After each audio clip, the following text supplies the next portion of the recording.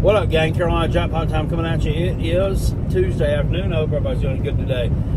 It's time for Carolina Jackpot to start going over some 2025 college football schedules.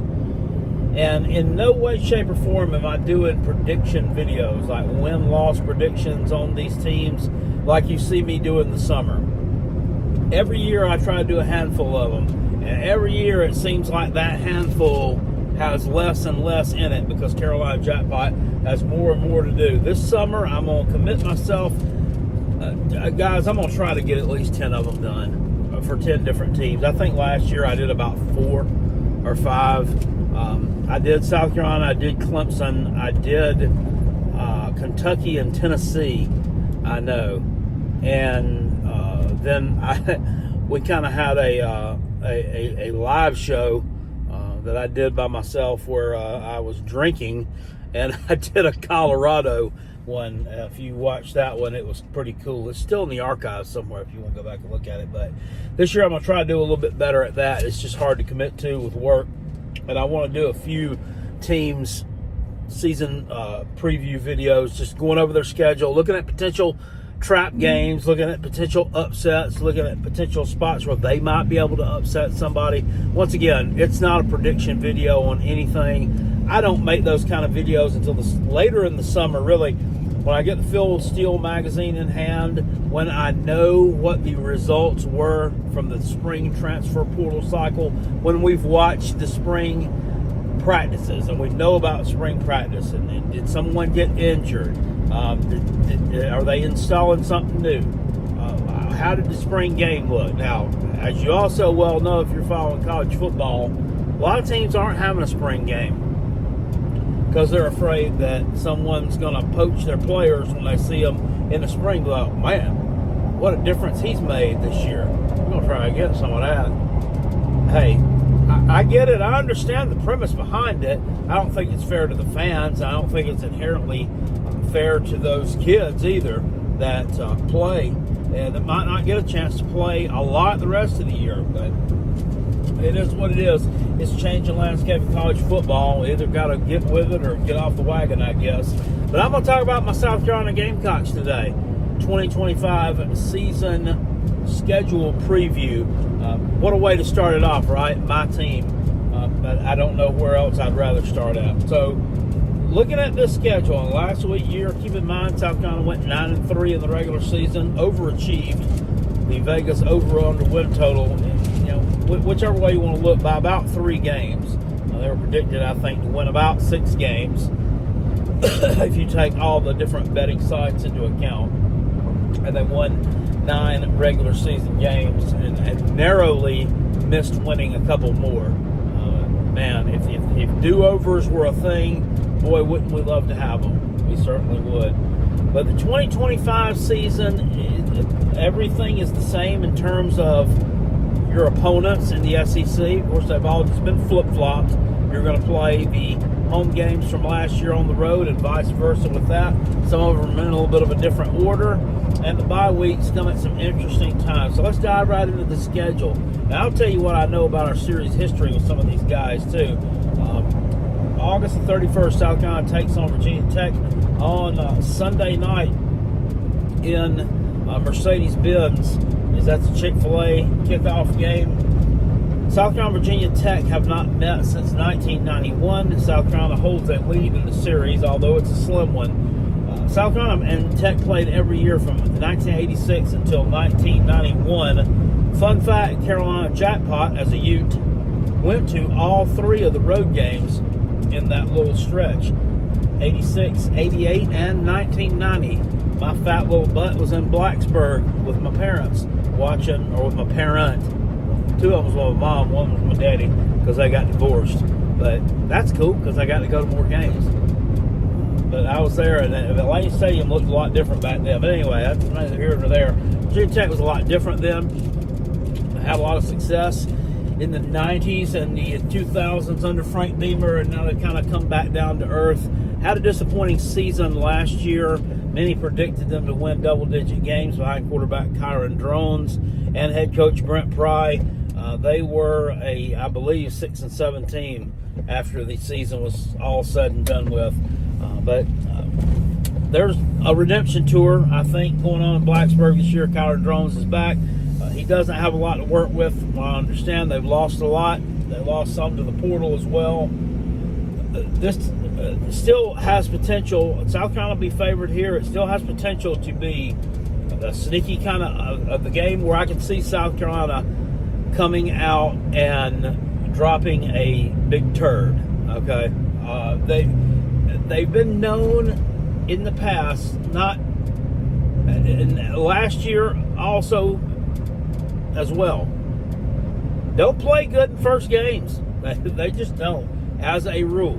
Now, I'm not saying that every first game that we've ever played has been subpar, but as a rule, South Carolina comes out rusty in game one. A lot of teams do, but rustier than you should be. Shouldn't be so rusty that you only beat Old Dominion 23-19. That's what happened last year. We're not here to rehash that. South Carolina's going to have to, in short, be ready to play on August the 31st. We're going to get this win over Virginia Tech. On the 6th of September, South Carolina comes back to the friendly confines of Williams-Brice Stadium, take on the South Carolina State Bulldogs. I think we took them on last, maybe in 2022. South Carolina State was a good FCS team last year, really good, actually. I believe they went to the Celebration Bowl, which is like a thing for the HBCUs that are really successful. South Carolina shouldn't have a problem with this team, though. Our running back, Jawarn Howell, playing against his former team. On the 13th, you return home to take on Vanderbilt, the team South Carolina has dominated over the course of the last almost 20 years. Diego Pavia will be returning for Vanderbilt, as well as head coach Clark Lee and analyst Jerry Kill. As long as those folks are in Nashville, I think they're going to be a formidable bunch. South Carolina took them on last year, kind of dominated Vanderbilt in Nashville 28-7, and that was surprising.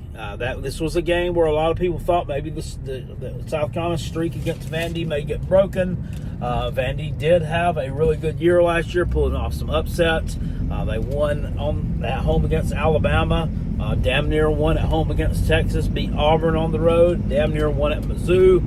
So a really good year there for Vanderbilt. Finished up 7-6, dominated Georgia Tech in their bowl game, and they dominated them.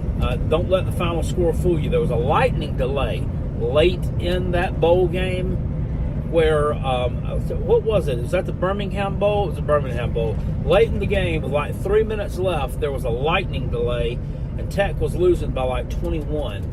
And then they come back, and I think they only ended up losing by maybe 7. I may be wrong. 7-10 points, something like that. It looked a lot closer than what it really was. Vanderbilt will be formidable this year.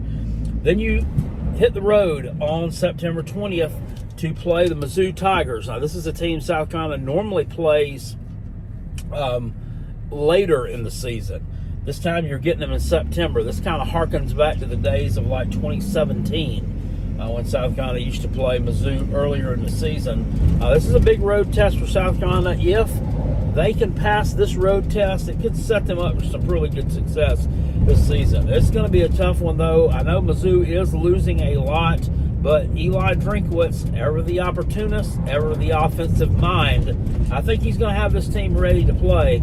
But they're not going to come to a gunfight here with no bullets. This will be a tough game for South Carolina, one that I think they should be able to win on the road, but it's going to be a tough one. Then you come home to play Kentucky on the 27th of September. This is another team that South Carolina has kind of beat up on the past 3 years. Shane Beamer's now 3-1 against Mark Stoops. They had a really bad year this past season, finishing 4-8, and by all accounts, they're going to have another bad year. It doesn't look like they've picked up. They picked up a lot in the portal, so their portal ranking was really high. Their portal ranking was really high because they took a ton of dudes.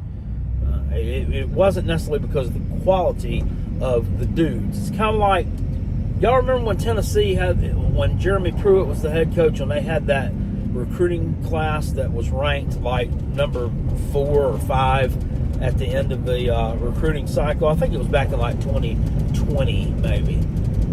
That's because they took like 35 dudes in that class, and other teams were taking like 25, and they were all a bunch of 3-stars. That's why that was ranked so high. This is kind of the thing you see here with this Kentucky portal class. Now, that said, you know how things go. When there are very, very low expectations for a team, that's usually when they come out and perform. And I don't think Mark Stoops is going to just close up shop and go away. I think he's a fighter. And this will be a tough game for South Carolina here. And you get the bye week, and it comes here after Game 5. And it sort of comes at a good time, but it sort of doesn't. You're on the road to LSU when you come back from the bye week on the 11th of October. I think LSU is bound to be improved this year. How much they're going to be improved, I don't know. Offensively, we know they're going to be really, really good. Garrett Nussmeier returns at quarterback. We'll see if they can continue to establish some kind of ground game. They hit the transfer portal, picked up some pieces in terms of wide receivers. They got Berrien Brown, the star receiver from the aforementioned Kentucky, added some more pieces as well. Defensively is where they need to shore up their team. You know, we were told last year that defense was going to be much improved after the hiring of Blake Baker as a defensive coordinator from Mizzou, and guess what? It wasn't. A defense wasn't worth a born damn, which leads me to believe it wasn't so much about coaching. It was about talent. Maybe they just didn't have it. Well, we'll see. I'm sure they've loaded up with some folks here that can help them on the defensive side of the ball. Can they improve is the question with LSU, South Carolina. This is a game that they really, really want to have.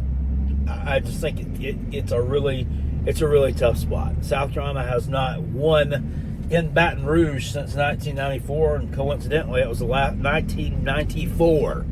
Now, that was Steve Tannehill. Y'all remember when Steve Tannehill was running around with a mullet, and we were singing songs like "Don't Go Chasing Waterfalls"? Yeah, that's how long ago that's been.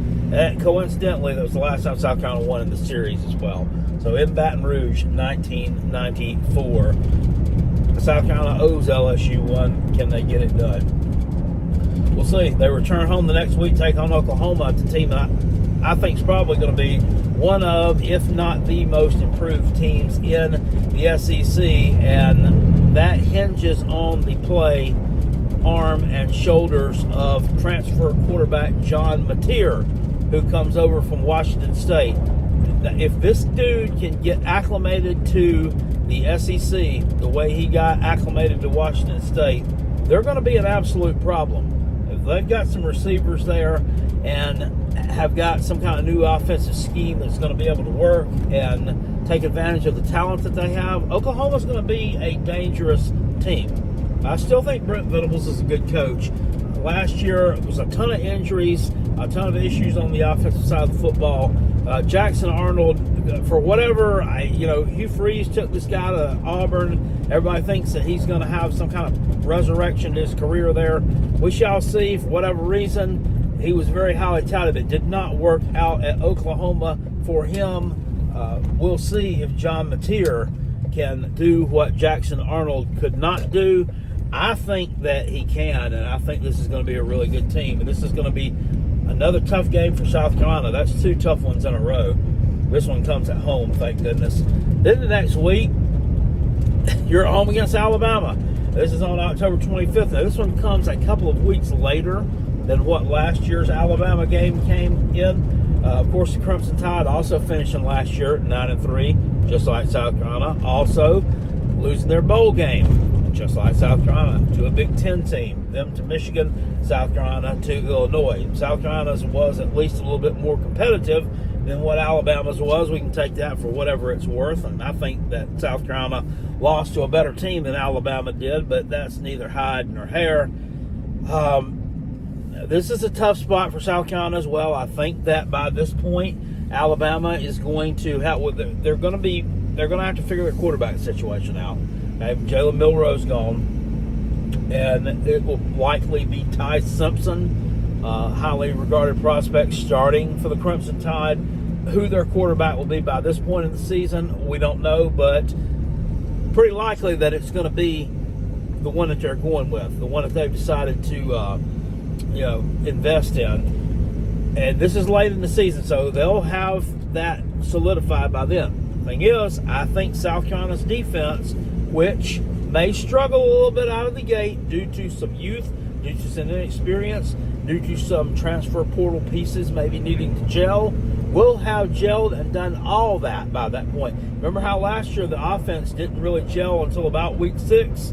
Well, I think the defense could suffer kind of the same growing pains this coming season. But I think it definitely will be gelled by the time they play Alabama and Williams-Brice on the 25th of October. Should be a great game. And then you turn around the next week, you head on the road to take on Ole Miss, not Alabama, they used to play them, and Lane Kiffin, the old nemesis there, Austin, I don't know what his name is, Austin Cook, we'll call him. It's the quarterback for Ole Miss that Lane Kiffin's going to be running out there. They're going to have a good quarterback. They always do. You know, we've had there was Matt Corral who turned around. He begats old Jackson Dart, and he turns around and he's going to begat, looks like old Austin Cook here. On the road here, it's going to be another tough matchup for South Carolina. Then you get another bye week. Now, I like where this bye week comes. After a stretch of really, really tough games here, that first bye week, I don't know. You'd almost kind of like that first bye week to come. You'd like to really play LSU right after Kentucky, then have an off week, and then have those 3 tough games in a row. Those 4 games are going to define your season, whether it's going to be successful or not. Those 4 games: the LSU, Oklahoma, Alabama, and Ole Miss. Kind of like it did last year. You won a couple of those, or you lost 3 of those, and won 1. So, you need to at least split those games this year. It's going to be tough, and they all come in a row. So one would have loved to have had the bye week after LSU, instead of after Kentucky, because you're kind of getting the bye week after playing some of your weaker opponents there. But there's not a lot South Carolina can do about that. These schedules are doled out by the league office, and to be fair, it kind of does come after 5 games, then we got 4 games, then we got 3 games. And it kind of makes sense where they put them at, but just the way that it is. You head off to College Station to take on Texas A&M on the 15th. You're on the road. Who knows what to expect from this bunch? Texas A&M seems to perpetually underperform and be an 8-4 team when a lot of people thinking they're going to be a 10-11 win team. And last year, they definitely looked the part. Texas A&M was good last year. South Carolina beat them at home. According to a lot of Gamecock fans, they'll say we dominated Texas A&M. Well, we didn't. Scoreboard-wise, yeah, we dominated them. We definitely dominated the last 10 minutes of the game. But we did not dominate them the entire game. That was a tight ball game. That thing was tight, man. That thing was tighter than a virgin cooter before prom night until about 10 minutes left, and the South Carolina Lenore Sellers just decided they was going to go on ahead and break the damn thing wide open. I'll just bust through it like the Kool-Aid man. Going to College Station has always been tough for South Carolina. Never won there. Been close a couple of times. We'll see if they can get the job done. You head home on the 22nd to take on Coastal Carolina, a group of 5 team there from in-state. Coastal Carolina is not the tough Coastal Carolina that they were a few years ago under Jamie Chadwell. They've definitely regressed some under head coach Tim Beck, and they should be an easy win for South Carolina here the week before rivalry Saturday on the 29th of November when we take on the hated Clemson Tater Shits in Williams-Brice Stadium. Y'all got to play better against Clemson this year in Williams-Brice. South Carolina's played good against Clemson in Death Valley the past 2 trips. It's time to play good in Columbia. We haven't done so in quite some time and have not, in fact, won in Columbia against Clemson since 2013. Back when Dabo was still in his 40s, I guess. So, that being said, it was last year. What do you guys think? Was last year's schedule tougher, or was this year's schedule tougher? I kind of think this year's schedule is a little bit tougher because you got this LSU, Oklahoma, Alabama thing right here. I think this one is definitely tougher.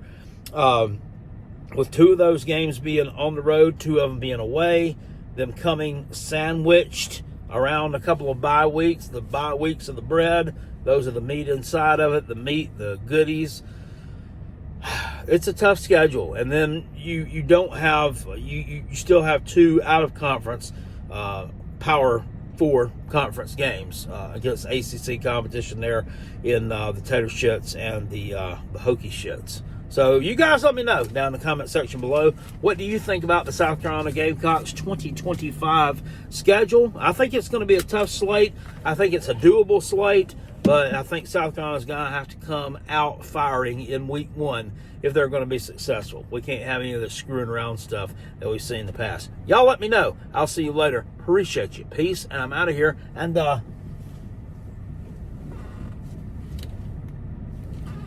go Gamecocks.